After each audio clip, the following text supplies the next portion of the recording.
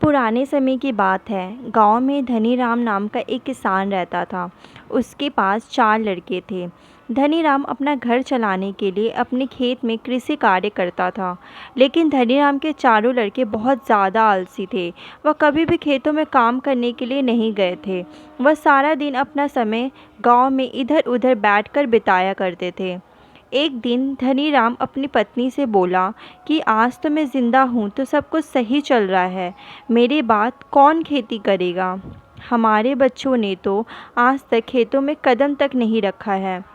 धनीराम की पत्नी ने इस पर कहा, कोई बात नहीं, धीरे धीरे वह काम करने लगेंगे। इसी तरह से धीरे धीरे समय गुजरता जा रहा था। एक दिन धनीराम की अचानक से तबीयत खराब हो जाती है और वह बहुत ज़्यादा बीमार पड़ जाता है। इस दौरान धनीराम अपनी पत्नी से कहता है कि चारों लड़कों को मेरे पास बुलाओ, मेरे पास ज़्यादा समय नहीं है। इतना सुनने के बाद धनीराम की पत्नी अपने चारों लड़कों को उनके पिता के पास बुलाकर लाती है। धनीराम इस बात से बहुत ज़्यादा चिंतित था कि उसके बाद उसके लड़कों का क्या होगा। इसलिए उसने अपने चारों लड़कों को अपने पास बिठाकर कहा कि मेरे पास जितना भी कमाया हुआ धन था, मैंने वह सारा अपने खेतों के नीचे दबाया हुआ है। जब मैं इस दुनिया में ना रहूं, तो मेरे बाद तुम खेतों में से दबाया हुआ सारा खजाना निकाल कर आपस में बांट लेना। इतना सुनने के बाद धनीराम के चारों बेटे बहुत खुश हुए।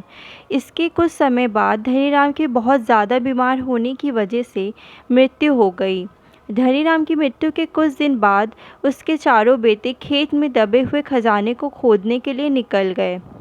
खेत में पहुंचने के बाद चारों बेटों ने खेत को खोद डाला, लेकिन उनमें से किसी को भी खजाने जैसा कुछ नहीं मिला। इस बात से वह बहुत ज़्यादा निराश हो गए और उन्होंने घर आकर अपनी माँ से कहा कि पिताजी ने खेत जो खजाने के बारे में बताया था वह एक झूठ था। हम चारों ने पूरा खेत खोद डाला, लेकिन हमें खेत में कोई भी खजाना नहीं मिला। यह सुनकर उनकी माँ बोली कि हाँ, तुम्हारे पिताजी ने अपने पूरे जीवन में यह घर और खेत ही कमाया है। जब तुम अब इतनी मेहनत करके पूरा खेत खोद दिया है, तो अब उसमें बीज डाल दो। इसके बाद चारों बेटों ने खेत में बीज बो दिए और माँ के कहे गए अनुसार खेत में समय पर पानी और खाद डालने लगे। समय बीतता गया और कुछ समय बाद खेत में फसल तैयार हो गई। फसल काटने के बाद चारों बेटों ने फसल को बाज़ार में बेचा और उससे जो भी पैसे मिले उससे उन्होंने बहुत खुशी मिली।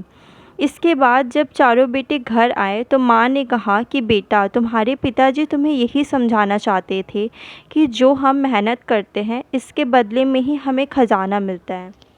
तो हमें इस कहानी से यह सीख मिलती है कि अगर हमें अपने जीवन में सफल होना है तो हमें मेहनत करनी चाहिए।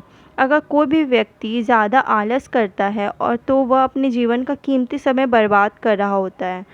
आपको हमेशा अपने जीवन में सही दाव में मेहनत करनी चाहिए।